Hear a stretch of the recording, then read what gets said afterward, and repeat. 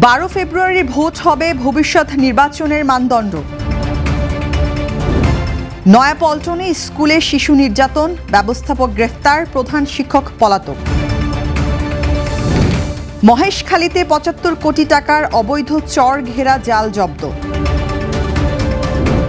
Board of piece নিয়ে ট্রাম্পকে খোঁচা ইলন মাস্কের। পাকিস্তানের জালে বাংলাদেশের ৯ গোল। শুভ সন্ধ্যা, স্বাগত জানাচ্ছি বাংলাদেশ প্রতিদিন সংবাদে। সাথে আছি আমি অনন্যন্তী। এতক্ষণ শুনছিলেন সংবাদ শিরোনাম, এবারে জানাবো বিস্তারিত।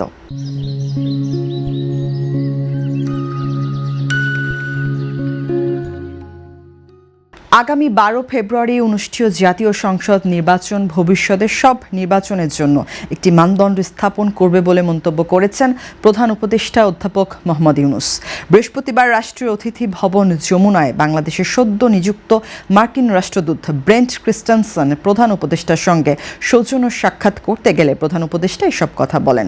23 জানুয়ারি শুক্রবার প্রধান উপদেষ্টার প্রেস উইং থেকে এসব তথ্য জানানো হয়েছে।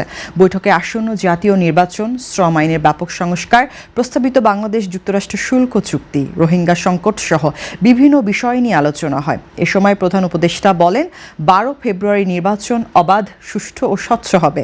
ইউরোপীয় ইউনিয়ন বিপুল সংখ্যক নির্বাচন পর্যবেক্ষক পাঠাবে, অন্য উন্নয়ন সহযোগীরা পর্যবেক্ষক পাঠাবে বলে তিনি আশাবাদী।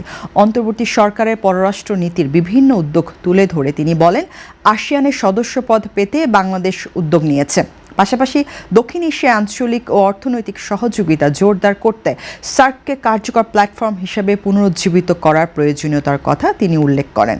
জবাবে মার্কিন রাষ্ট্রদূত ব্রেন্ট ক্রিস্টেনসন বলেন, ফেব্রুয়ারি নির্বাচনে যারাই বিজয়ী হবেন তাদের সঙ্গে কাজ করতে তিনি আগ্রহী। সাক্ষাৎকালে বাংলাদেশ সহ ৭৫টি দেশের উপর সাম্প্রতিক মার্কিন ভিসা নিষেধাজ্ঞার বিষয়েও আলোচনা হয়। রাজধানীর নয়াপল্টন এলাকায় একটি স্কুলে শিশু নির্যাতনের ঘটনায় স্কুলের ব্যবস্থাপক পবিত্র কুমার বড়ুয়াকে গ্রেফতার করেছে পুলিশ। শুক্রবার ভোরে মিরপুরের একটি বাসা থেকে তাকে গ্রেফতার করা হয়। এই ঘটনায় স্কুলের প্রধান শিক্ষক শারমিন জাহান পলাতক রয়েছেন এবং তাকে গ্রেফতারের অভিযান চলছে। পল্টন থানার পুলিশ জানায়, গ্রেফতার পবিত্র কুমার বড়ুয়া নয়াপল্টনের মসজিদ রোডে অবস্থিত শারমিন একাডেমির ব্যবস্থাপক। তিনি প্রতিষ্ঠানটির প্রতিষ্ঠাতা ও প্রধান শিক্ষক শারমিন জাহানের স্বামী। ঢাকা মহানগর পুলিশের সহকারী পুলিশ কমিশনার হুসাইন মোহাম্মদ ফারাবি গ্রেপ্তারের বিষয়টি নিশ্চিত করেছেন। পুলিশের তথ্য মতে গত 18 জানুয়ারি স্কুলটির অফিস কক্ষে প্লে শ্রেণীর 4 বছরের কম বয়সী এক শিশুকে নির্যাতন করা হয়। ঘটনার সিসিটিভি ভিডিও সামাজিক যোগাযোগ মাধ্যমে ছড়িয়ে পড়লে ব্যাপক ক্ষোভ সৃষ্টি হয়। ভিডিওতে দেখা যায় এক নারী শিশুটিকে ধরে রাখছেন এবং এক পুরুষ মারধর করছেন। পুলিশ জানায়, ভিডিওতে থাকা নারী শারমিন জাহান এবং পুরুষ পবিত্র কুমার বড়ুয়া। এ ঘটনায় শিশুটির মা পল্টন থানায় শিশু আইনে ৭০ ধারায় মামলা করেছেন। কক্সবাজারের মহেশখালীতে যৌথ অভিযানে প্রায় ৭৫ কোটি টাকা মূল্যের অবৈধ চর ঘেরা জাল জব্দ করেছে বাংলাদেশ কোস্টগার্ড।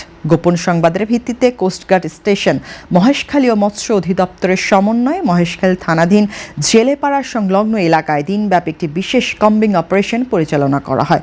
অভিযানের সময় প্রায় ৫০ লক্ষ মিটার চর ঘেরা জাল উদ্ধার করা হয়। কোস্টগার্ড জানায়, তাদের উপস্থিতি টের পেয়ে জালগুলোর সঙ্গে জড়িত জেলেরা পালিয়ে যাওয়ার কাউকে আটক করা সম্ভব হয়নি। পরে মহেশখালী উপজেলা মৎস্য কর্মকর্তার উপস্থিতিতে জব্দকৃত জালসমূহ বিধি অনুযায়ী বিনষ্ট করা হয়। কোস্টগার্ড পূর্ব জোনের মিডিয়া কর্মকর্তা লেফটেন্যান্ট কমান্ডার সুমন আল মুকিত জানান, মৎস্য সম্পদ সংরক্ষণ এবং সাগরের পরিবেশ রক্ষায় ভবিষ্যতেও এ ধরনের অভিযান চালিয়ে যাওয়া হবে। মার্কিন প্রেসিডেন্ট ডোনাল্ড ট্রাম্পের প্রস্তাবিত বোর্ড অফ পিস বা শান্তি পরিষদ নিয়ে কৌতুকপূর্ণ ব্যঙ্গ করেছেন মার্কিন ধন কুবের ও প্রযুক্তি উদ্যোক্তা ইলন মাস্ক। সুইজারল্যান্ডের দাভোসে বিশ্ব অর্থনৈতিক ফোরামের এক প্যানেল আলোচনায় তিনি বলেন, এই বোর্ডের নাম শান্তি না হয়ে টুকরো হওয়া উচিত ছিল। দর্শকদের মৃদু হাসির মধ্যে মাস্ক আরও বলেন, আমরা তো কেবল শান্তিই চাই। ব্ল্যাক রকের সিইও ল্যারি ফিঙ্কের সঙ্গে একই প্যানেলে অংশ নিয়ে ট্রাম্পের এই উদ্যোগকে এভাবে খোঁচা দেন মাস্ক।